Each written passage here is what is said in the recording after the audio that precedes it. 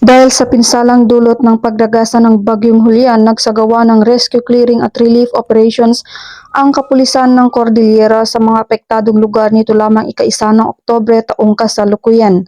Ang mga operasyon ay pinangunahan ng PROCAR PNP sa pamumuno ni Police Brigadier General David K. Peredo Jr., Regional Director ng PROCAR, katuwang ang Municipal Disaster Risk Reduction and Management Office at mga voluntaryong sibilyan sa mga apektadong lugar. Walang atubiling nagsagawa ang mga kapulisan ng road clearing operation sa mga pampublikong daanan sa pagtatanggal ng mga debris, gumuhong lupa, naputol na kahoy at iba pa.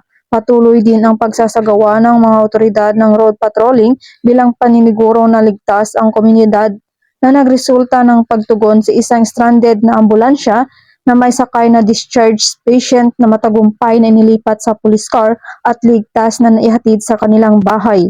Nakiisa din ang mga kapulisan sa pagdidiskarga at pagbibigay ng mga relief goods sa mga residente na apektado ng nasabing bagyo. Ito ay patunay na ang pambansyang pulisya ay handang tumulong sa kahit anong sitwasyon para sa kaligtasan at seguridad ng mga mamamayan sa panahon ng sakuna. Dahil sa bagong Pilipinas, ang gusto ng pulis, ligtas ka. Mula dito sa Apayao Police Provincial Office, ako ang inyong PNN correspondent, Patrol Woman Mayra Deran, alagad ng batas, tagataguyod ng Balitang Pulis.